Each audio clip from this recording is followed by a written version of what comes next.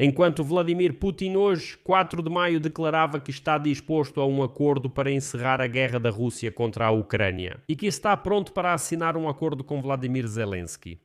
O próprio Vladimir Zelensky publicou uma carta aberta ao presidente da Federação Russa do presidente da Ucrânia. Neste momento proponho citar esta carta e, claro, analisá-la. Meu nome é Alexei Petchy. Vamos discutir esse assunto juntos. Antes de começarmos, peço que você se inscreva, deixe um like e escreva qualquer comentário, além de assistir ao meu vídeo anterior sobre o pronunciamento de hoje do próprio Vladimir Putin sobre a guerra da Rússia contra a Ucrânia. Então, hoje Zelensky surpreendeu muita gente com sua declaração. Hoje apareceu no site do gabinete do presidente da Ucrânia uma carta aberta ao presidente da Federação Russa do presidente da Ucrânia. Bom, e agora vou citar essa carta, e vocês tirem suas próprias conclusões. Então, o presidente da Ucrânia, Volodymyr Zelensky, escreve: Quando Vladimir Putin assumiu o comando da Rússia há mais de 26 anos, muitos ucranianos tinham uma opinião positiva sobre você. Isso ficou no passado.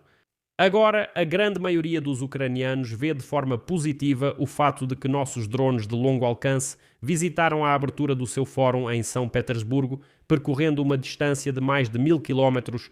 Como você bem sabe, essa distância não é o limite das nossas capacidades. 26 anos do seu governo mudaram completamente a agenda nas relações entre a Ucrânia e a Rússia. De discussões sobre comércio e outras questões civis, nossos povos passaram para temas exclusivamente de ataques e perdas. Quase metade dos seus 26 anos no poder na Rússia você passou em guerra contra a Ucrânia. Não importa o que você diga sobre a OTAN, geopolítica ou a língua russa, esta guerra é uma escolha pessoal sua, uma guerra sem motivo real. É assim que a história vai lembrar disso.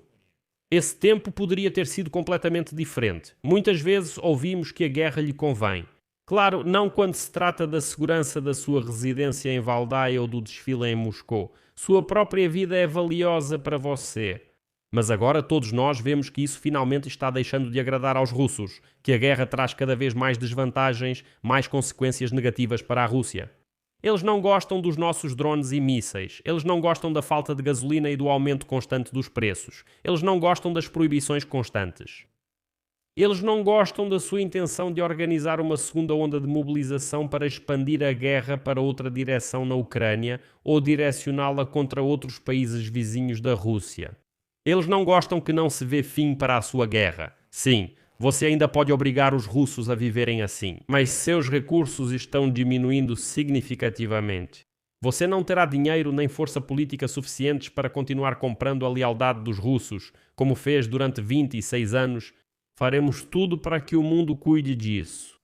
Como você mesmo diz, é preciso calcular tudo. Ontem recebi um relatório sobre as perdas do seu exército na linha de frente na Ucrânia em maio.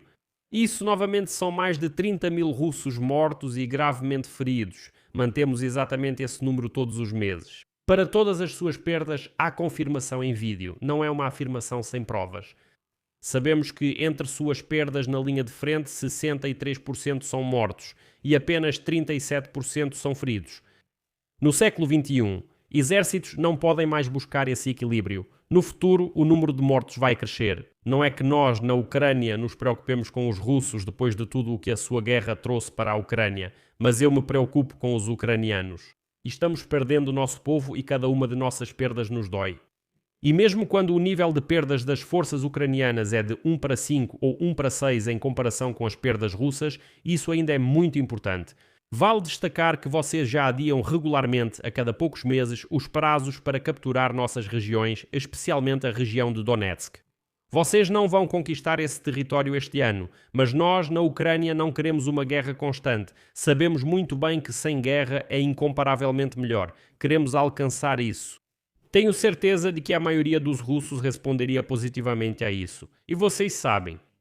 Muitos não acreditavam que a Ucrânia resistiria tanto tempo na defesa. Vocês não acreditavam. E aqueles que aconselharam vocês também não acreditavam. Mas isso foi um erro. Vocês não esperavam uma resistência em grande escala da Ucrânia e não previram que tudo chegaria tão longe. Mas estamos todos aqui, no 5º ano de confronto em grande escala. Não tenham medo de deixar a guerra. É isso que mais se precisa de vocês agora. A Ucrânia mantém sua independência e vai preservá-la, apesar de quaisquer previsões. Unimos muitos no mundo em defesa da Ucrânia contra vocês. Nós descobrimos, nós encontramos armas e recursos financeiros. Nós recebemos apoio, vocês recebem sanções. E assim continuará até que haja justiça para a Ucrânia que nós queremos e que pode ser alcançada. Nós não permitiremos o sucesso daqueles que tentam convencê-los de que as sanções contra a Rússia serão significativamente enfraquecidas e que o apoio à Ucrânia será significativamente reduzido sem mudanças substanciais na sua posição em relação à Ucrânia.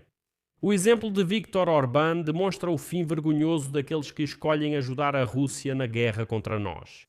A Ucrânia passou por invernos difíceis quando vocês tentaram destruir nosso setor de energia. Nós resistimos e mesmo na escuridão a resiliência dos ucranianos permaneceu. Nós levamos a guerra para o seu território e vocês não teriam conseguido lidar com isso sem a ajuda da Coreia do Norte. Você é o primeiro governante da Rússia que foi obrigado a pedir ajuda a Pyongyang. E hoje você depende totalmente da China, também pela primeira vez na história da Rússia. Você pensava que os ucranianos não teriam forças para se defender, mas agora nossos jovens ajudam a construir a defesa de parceiros no Oriente Médio e Golfo Pérsico. Você esperava uma confusão interna na Ucrânia, mas foi contra você que a sua própria formação militar se rebelou. Bem, acho que ele está se referindo ao grupo Wagner. 23 de junho será mais um aniversário e o silêncio não vai apagar esse fato da história. E agora são seus funcionários, empresários e propagandistas que olham para você com um cansaço evidente. O mundo todo vê isso. O mundo não está cansado da Ucrânia como você esperava.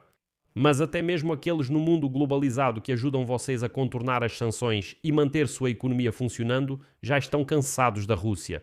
Você não pode ignorar isso. Após 26 anos a idade começou a pesar. Com o tempo, o cansaço em relação a vocês só aumentará. Vimos documentos da inteligência mostrando que vocês agora estão considerando planos de guerra até para 2027 e 2028. Também sabemos que vocês esperam que a balística faça por vocês o que mais nada fez. Vocês querem envolver ainda mais Belarus na guerra e agora somos obrigados a nos preparar para isso. Percebemos que vocês fazem um jogo com a Transnistria. Seus propagandistas ameaçam de diferentes formas todos os vizinhos da Rússia. Vocês realmente querem passar por tudo isso? A escolha agora é de vocês. Chega de guerra. A Ucrânia propõe acabar com essa guerra. É preciso fazer isso de forma honesta, digna e garantir que não haverá um novo acirramento da guerra. Vemos que os Estados Unidos estão dedicando toda a sua atenção à questão do Irã. Não é justo esperar até que a guerra na Europa receba atenção. A Ucrânia sugere encerrar a guerra em um formato bilateral entre nós e vocês. Proponho um encontro com vocês. Todos ouviram como seus representantes, sorrindo, disseram que eu poderia aparentemente ir a Moscou.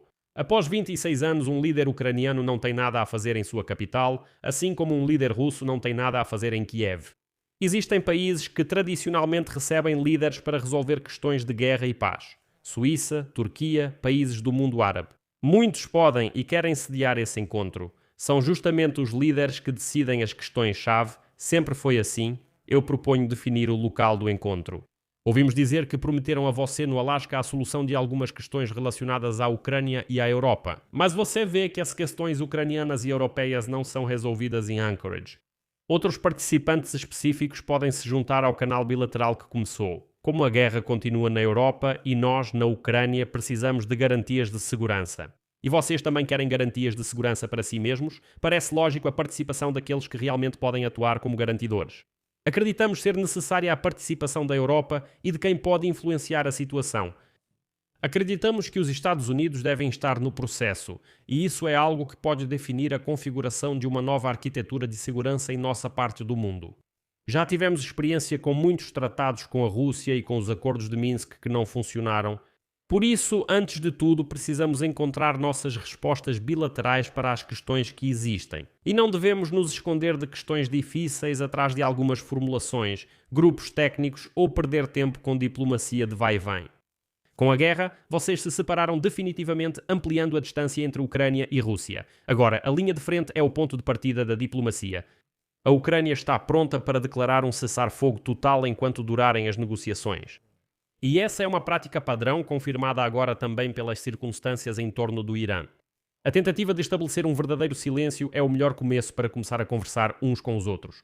Acreditamos que isso não será apenas uma tentativa, mas uma verdadeira cessação do fogo, se vocês assim desejarem.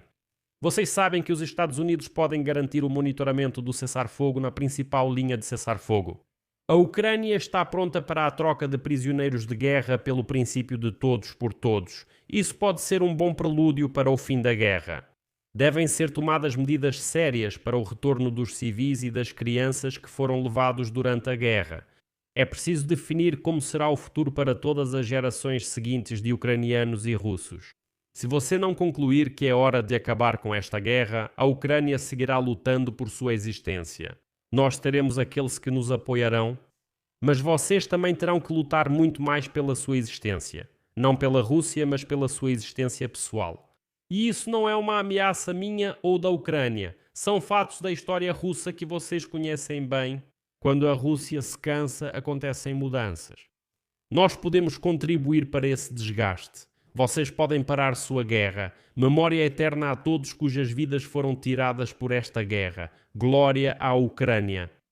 Foi essa a carta aberta que Zelensky escreveu ao ditador russo Vladimir Putin. E agora, claro, vai ser interessante ver a reação dele. Mas eu acho que por um tempo ele vai ficar em silêncio. Porque agora mesmo ele estava falando justamente diante dos propagandistas russos. E lá ele dizia que está pronto para se encontrar com Zelensky a qualquer momento e assim por diante. Mas agora estão pedindo para ele negociar. Então vamos ver no que isso vai dar. Vou deixar reticências aqui. Sua opinião, suas conclusões, escreva nos comentários deste episódio. Inscreva-se no canal e não se esqueça de deixar um like. É isso por hoje. Se cuidem. Tchau a todos.